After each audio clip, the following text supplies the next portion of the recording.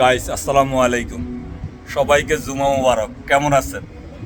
দ্বিতীয়বারের মতো চলে আসলাম মান্দি খাওয়ার জন্য জমজম রেস্টুরেন্টে। এই ভাই হইলেও আজকে নতুন। এই ভাই লোকে কালকে রাত্রে পরিচয়। সবাই আসবে, ব্যাক ক্যামেরা দিয়ে দেখাবো। তাহলে একটু ব্যাক ক্যামেরা দিয়ে দেখায়।